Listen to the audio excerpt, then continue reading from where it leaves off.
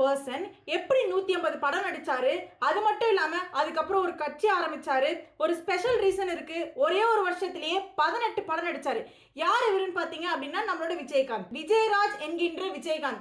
இவரோட ஒரிஜினல் நேமே பாத்தீங்க அப்படின்னா விஜயராஜ் தான். விஜயகாந்த கருப்பு எம்ஜிஆரும் சொல்றாங்க. உங்களுக்கு எப்படி விஜயகாந்த் தெரியும் அப்படின்னா, நீங்க வந்து பேரரசு படம், அப்படி இல்லைன்னா ரமணா படம், பிரபுதேவா கூட ஒரு படம் நடிச்சாரு. அந்த மாதிரி ஒரு படத்தை வந்து நீங்க பார்த்து தெரிஞ்சிருப்பீங்க.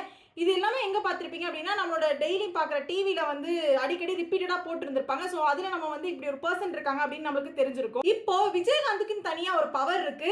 விஜயகாந்தால நிறைய மக்கள் வந்து சந்தோஷமா இருந்தாங்க. விஜயகாந்த் பொலிட்டிக்கல் டெசிஷன் எடுக்கிறப்ப கூட நிறைய பேர் வந்து திட்டி ட்ரோல் பண்ணியிருந்தாங்க. இதெல்லாம் ஏன் நடந்ததுன்னு பாத்தீங்க அப்படின்னா, இன்டர்நெட் மூலமா அவரோட விஷயங்கள் தெரிஞ்சதுனால தான் பண்ணியிருக்காங்க. அவரோட வந்து உண்மையான கேரக்டர் என்ன அப்படின்னு யார் மக்களுக்கும் தெரியல. ஒரே ஒரு ஆள் கூட விஜயகாந்தால நான் இவ்ளோ கஷ்டப்பட்டிருக்கேன்னு யாருமே சொல்ல மாட்டாங்க. இவரு 100% வந்து நல்லது மட்டுமே பண்ணி வாழ்ந்திருக்காரு. இவர் சாகுறப்பதான் இந்த விஷயம் எல்லாமே வெளியே வருது.